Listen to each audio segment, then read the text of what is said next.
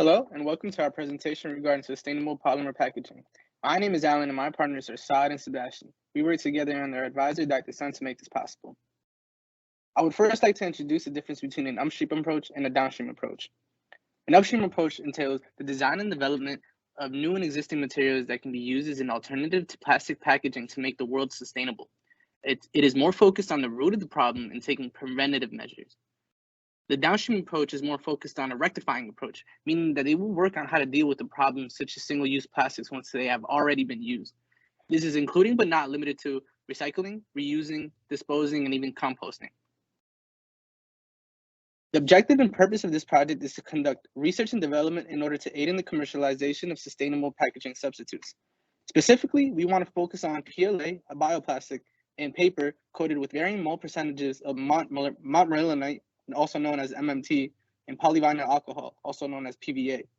By varying the percentages of MMT and PVA in the coatings, we can determine the optimal composition with regards to cost efficiency and meeting consumer regulations. In order to understand why this project is so important, we need to understand the history of plastics in our daily life. The current polymer industry equates to $533 billion globally, projected to increase to $840 billion by 2030. All of the plastic generated from 1950 to 2015 equates to approximately 8.3 billion metric tons.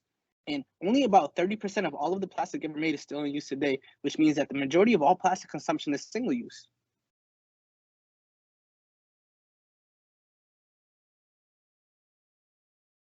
One of the biggest problems with traditional plastics is that they are not biodegradable. Over time, they break down into small pieces called microplastics that are difficult to remove from the environment. Microplastics are a big problem because they can absorb chemicals and become harmful pollutants. They can also cause harm to animals and plants that come in contact with them. Our project was based on finding different alternatives such as bioplastics and biodegradable materials that can be used in place of traditional plastics. One of the most promising applications for biodegradable plastics is in packaging. They can be formed into many shapes and be used to package a variety of products. They're also a good alternative because they can be composted, since they are derived from natural sources such as wood, corn, or bamboo. PLA is a biodegradable plastic that can be derived from corn, soybeans, sugar beets, and other non-food plants, and has a number of important characteristics that make it useful for making a wide variety of products used in the packaging and food industries. It has the potential to be a completely sustainable alternative to both traditional plastics and biopolymers made from petrochemical feedstock. Additionally, since PLA can be made from non-food plants, it can be made with lower energy costs than bioplastics.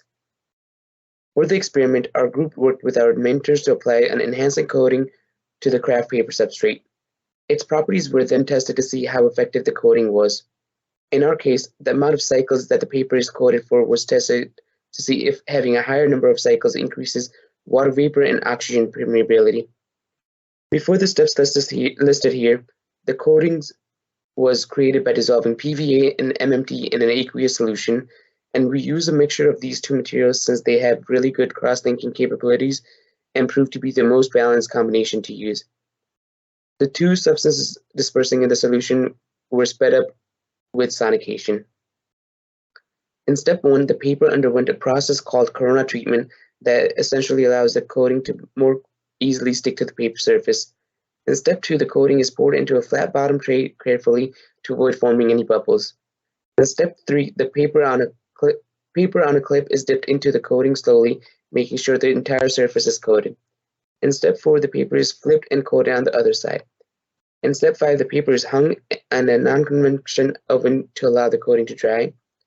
Then steps 3 to 5 are repeated three times for a total of 4 coats on a paper substrate, and then a separate paper substrate is given the same treatments, but for a total of 6 cycles.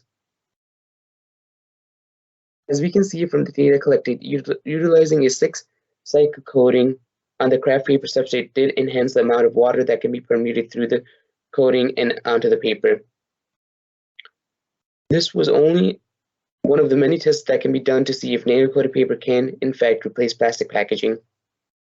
Taking a look at the analysis and prospective future of this project, current horizons include implementing and conducting research with new developing bioplastics like polyhydroxyalkanoates, shortened to PHA.